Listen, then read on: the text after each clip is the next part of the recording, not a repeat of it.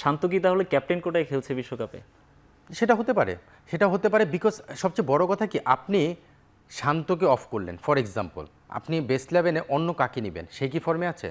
আপনি সৌম্যর কথা বলবেন একটু পরে, লিটনের কথা বলবেন, লিটনের জায়গাটা ফিল আপ করার জন্য এখন কিন্তু অলরেডি অপশন নেই, বিকজ লিটন কিপিং করছে এবং কিপিংয়ে কিন্তু ডিফারেন্সটা দেখেই দিচ্ছে আমাদেরকে, তার কিপিংটা কী মানের।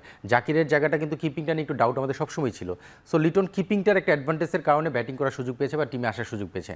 শান্তর যে ক্যাপ্টেন কোঠা যেটা বলেন, মানুষ যেটা বলে সেভাবে চিন্তা করতে পারেন। এখন যদি এমন হতো যে শান্তর অল্টারনেটিভ যে খেলবে সেও যদি ফর্মে থাকতো, আপনি হয়তো সেই আলোচনাটা আনতে পারতেন। সো সেই রকম ফর্মে কিন্তু যারা অল্টারনেটিভ রয়েছে তারা নেই। আর শান্তকে দল থেকে বাদ দিয়ে যে আপনি চিন্তা করবেন, এই মুহূর্তে তো সেটাও চিন্তা করার সুযোগ নেই। আর শান্ত যখন ওয়ার্ল্ড কাপে গিয়েছে, যাওয়ার আগে কিন্তু শান্ত অন অফে খারাপ ভালো করছিল, মানে আপনি একদম কনসিস্টেন্ট সব ম্যাচ খারাপ করেছে সেটা বলতে পারবেন না। ক্যাপ্টেন্সি পুরোদমে যখন পেলো 3টা ফর্মেটে, তারপরে কিন্তু শ্রীলঙ্কা সিরিজ আমরা হোমে খেলেছি, যেখানে কিন্তু টি-20 একটা ম্যাচ আমরা জিতেছিলাম, 2-1 সিরিজ হারার পরেও সেই ম্যাচে ম্যান অফ দ্য ম্যাচ কিন্তু শান্ত 50 করে নট আউট ছিল।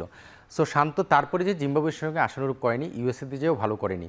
বাট এই মুহূর্তে ক্যাপ্টেন যদি দল দিন শেষে রেজাল্ট বের করে আনতে পারে দল থেকে, তাকে আপনি অল্টারনেটিভ চিন্তা করবেন না। তাও করতে পারতেন যদি তার ব্যাকআপ অপশনে বেটার কোনো পারফর্মার থাকতো, সেই জায়গায় কিন্তু আমাদের ওই অবস্থায় নেই।